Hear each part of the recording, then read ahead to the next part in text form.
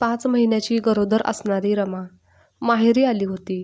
कारण तिची तब्येत ठीक नव्हती. जेवण तिला पचत नव्हतं. शिवाय स्वतःच्याच हातचं खाऊन कंटाळ आला होता.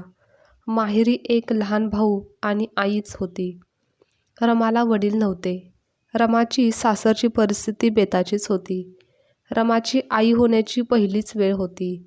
माहेरी आल्यानंतर रमाची तर तब्येतीत सुधारणा होत होतीच, आता तिला थोडे ठीकसुद्धा वाटत होते. माहेरी आईने प्रेमाने बनवलेली भाजी भाकरीही तिला अधिक रुचकर लागत होती. रमाला माहेरी येऊन काही दिवस झाले होते. माहेरच्याच ठिकाणी एका दवाखान्यात रमाची ट्रीटमेंट चालू होती. घरातील बरीच कामे आईच करत होती. त्यामुळे रमाकडे बराच वेळ रिकामा राहायचा. त्या रिकाम्या वेळेचा उपयोग करायचा असं रमाने ठरवलं आणि एके ठिकाणी ती कामाला लागली. लग्नाआधी देखील रमा काम करायची, पण लग्नानंतर तिने काम सोडलं होतं. पण आता पुन्हा काम करण्याची इच्छा रमाची होती. कारण कामाला सुरुवात केली तर रिकामा वेळ जाईल व 4 पैशांची बचत देखील होईल. शिवाय डिलिव्हरीसाठी किती काय खर्च येईल, कसं काय होईल हे सांगता येत नव्हतं.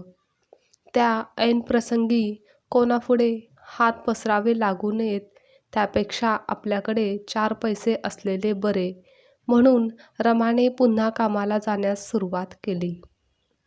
तेव्हा रमाची आई व रमाचा नवरा तिला सांगत होता की या अवस्थेत काम करण्याची काय गरज आहे. त्यापेक्षा तू आराम कर, स्वतःची व बाळाची काळजी घे. काम काय नंतरही करता येईल. पण रमाला आपली आर्थिक परिस्थिती माहिती होती. त्यामुळेच ती आपल्या निर्णयावर ठाम राहिली. रमाच्या नवऱ्याची आर्थिक परिस्थिती जरी गरीब असली तरीही तो माणूस म्हणून खूप चांगला होता. रमाची काळजी घेत होता. पण परिस्थितीपुढे तोही हतबल होता. ठरल्याप्रमाणे रमाने काम शोधलं आणि कामाला जाऊ लागली. सुरुवातीचे काही दिवस रमाला काम करणं अवघडच गेलं. पण काही दिवसानंतर हळूहळू सवय झाली. रमाचा स्वभाव प्रेमळ व बोलका होता. त्यामुळे कमी वेळातच रमाने कामावर सर्वांना आपलंसं करून घेतलं. ती त्या सर्वांमध्ये मिसळून गेली. त्यामुळे रमालाही कामावर जायला अधिक उत्सुकता वाटायची. तेथील तिच्या नवीनच झालेल्या मैत्रिणी रमा गरोदर आहे म्हणून सांभाळून तिला घ्यायच्या. कामाचे स्वरूप समजावून सांगायच्या. तिला मदतही देखील करायच्या. पण रमा गरोदर असूनही रमाने कामात कधीच टाळाटाळ केली नाही. उलट आपलं काम प्रामाणिकपणे पार पाडायची आणि याचंच कौतुक सर्वांना असायचं. पुढच्या 2 दिवसांनी रमाच्या कामावरच्या मैत्रिणीच्या बहिणीचे डोहाळे जेवण होते. त्यामुळे तिने सर्वांना घरी येण्याचे आमंत्रण दिले होते. शिवाय रविवार असल्याने कोणीही नाही बोलू शकलंच नाही. रमाने व तिच्या मैत्रिणींनी सर्वांनी रविवारी त्या मैत्रिणीच्या बहिणीच्या डोहाळे जेवणाला जायचं ठरवलं. कार्यक्रम हॉलमध्ये होता. सर्वजण मिळून त्या हॉलवर पोहोचल्या. कार्यक्रम सुरू होण्यास अजून बराच वेळ होता. त्यामुळे सर्वजणी मैत्रिणीला मदत करण्यासाठी पुढे गेल्या. तेथे मैत्रिणीची बहीणसुद्धा होती. सर्वजण तिच्याशी प्रेमाने आपुलकीने बोलत होते. ती कार्यक्रमासाठी तयार होत होती.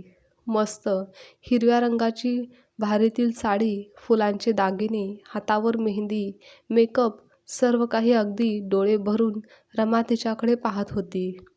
त्या सर्व शृंगारमध्ये ती अधिकच खुलून दिसत होती. सर्वांची मस्ती गप्पा चालू होत्या. रमा मात्र आपल्याच विचारात हरवलेली होती.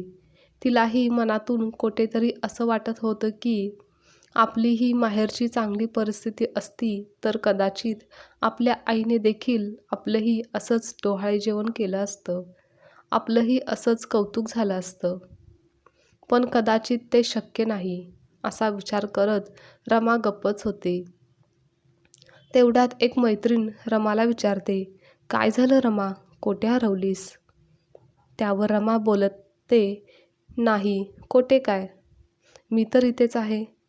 काही वेळाने डोहाळे जेवणाच्या कार्यक्रमाला सुरुवात होती. मैत्रिणीच्या बहिणीला स्टेजवर घेऊन येण्यात येतं.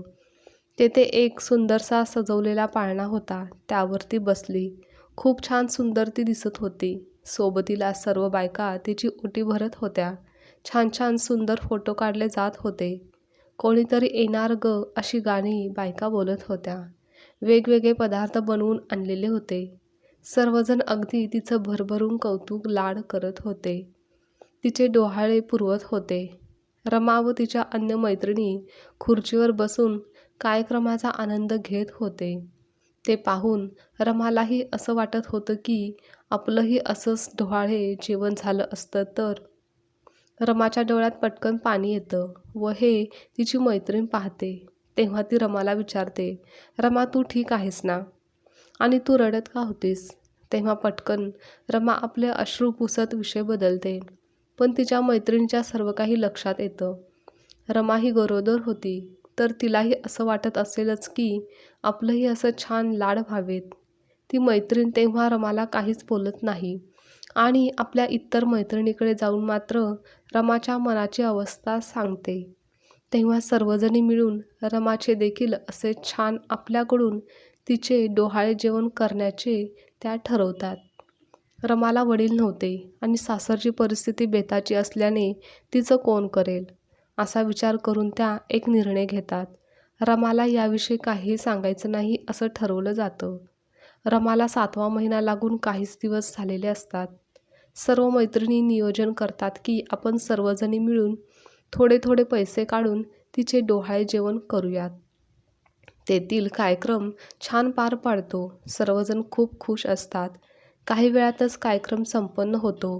कॅमेरामन छान मस्त फोटो काढतो आणि सर्वजणी रात्री आपापल्या घरी परततात. रमा आपल्याच विचारात हरवलेली असते. दुसऱ्या दिवसापासून पुन्हा कामाला सुरुवात होते. 8 दिवसानंतर रमाचे डोहाळे जेवण करायचे असे सर्वांचे ठरते. रमाला कळू न देताच सर्व मैत्रिणींची तयारी सुरू झालेली असते. सर्व नियोजन ठरतं आणि एके दिवशी रमाला तिची मैत्रीण फोन करून एका ठिकाणी यायला सांगते. सोबत आईलाही घेऊन येण्यास सांगते. तेव्हा रमा काय कसलं काम आहे विचारते. पण मैत्रिणी काही सांगत नाहीत. तू फक्त वेळेवर सांगितलेल्या ठिकाणी आठवणीने येण्यास त्या सांगतात.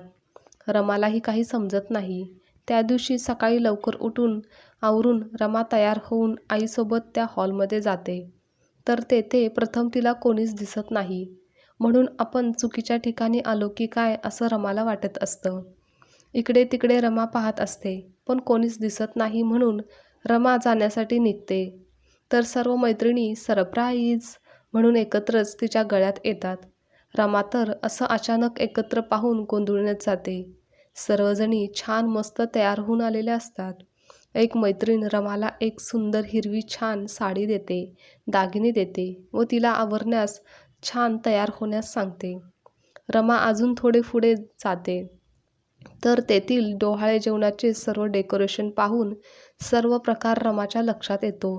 ती तर भारावूनच जाते. डोळ्यात पटकन पाणी येतं. तर तिची मैत्रीण तिला शांत करतच तयार होण्यास घेऊन जाते.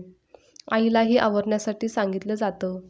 काही वेळातच 2 मैत्रिणीच्या मदतीने रमा छान अगदी सुंदर तयार होऊन बाहेर येते आणि कार्यक्रमाला सुरुवात होते. रमाचे सर्वजणी मैत्रिणी लाड कौतुक करत असतात. जसं तिने अपेक्षित केलं होतं, रमाची जी काही इच्छा होती ती आता पूर्ण होत असते. तिला हे सर्व स्वप्नांप्रमाणे भासत असते. रमासमोर पेढा की बर्फी सिलेक्ट करण्यासाठी ठेवलं जातं. चारी बाजूनी तिच्या मैत्रिणीचा गोंधळ, आवाज, गाणी, मस्ती चालू असतं. रमा सर्वांचे आभार मानत रडू लागते. तर एक मैत्रीण तिच्याजवळ जात तिला बोलते, अगं वेडे, रडायला काय झालं? आजचा खास दिवस तुझा आहे. तो हसून आनंदाने साजरा कर. रमा बोलते, खरंच मला स्वप्नातही वाटलं नव्हतं की माझं असं इतक्या छान पद्धतीने कधी डोहाळे जेवण होईल. पण तुमच्यासारख्या मैत्रिणी माझ्या आयुष्यात आल्या आणि सर्व काही शक्य झालं. असं म्हणतात की माणसाकडे पैसा असेल तर सर्व काही शक्य असतं. पण ते चुकीचं आहे. जर माणसांकडे तुमच्यासारखी प्रेमळ माणसे असतील तर मात्र जीवनातील प्रत्येक आनंद साजरा होऊ शकतो. पण तुमच्यासारख्या प्रेम करणाऱ्या मैत्रिणी असतील तर आयुष्य खऱ्या अर्थाने आनंदाचे होते. सुखाचे क्षणही अनुभवता येतात. तुम्ही सर्वांनी माझ्यासाठी आज जे काही केलं ते मी कधीच विसरणार नाही. माझ्या जीवनातील हा अनमोल क्षण मी कायमच लक्षात ठेवेन. मी देवाची ऋणीच आहे की तुमच्यासारखी प्रेम करणारी माणसं माझ्या आयुष्यात आली. आता मला आयुष्यामध्ये दुसरं काहीही नको, असं म्हणून रमा रडू लागली. तिला सर्वांनी शांत केलं आणि सर्वांनी मिळून तिच्या डोहाळे जेवणाचा कार्यक्रम खूप चांगला पार पाडला. कार्यक्रम झाल्यानंतर सर्वांनी छान एकत्र जेवण केलं. रमा हे सर्व आनंदाचे क्षण डोळ्यात साठवत होती. तिच्या आईलाही या सर्वाचं कौतुक वाटत होतं. आजची कथा तुम्हाला आवडल्यास लाईक, शेअर, कमेंट करा आणि चॅनलवर नवीन असाल तर चॅनलला सबस्क्राईबसुद्धा नक्की करा.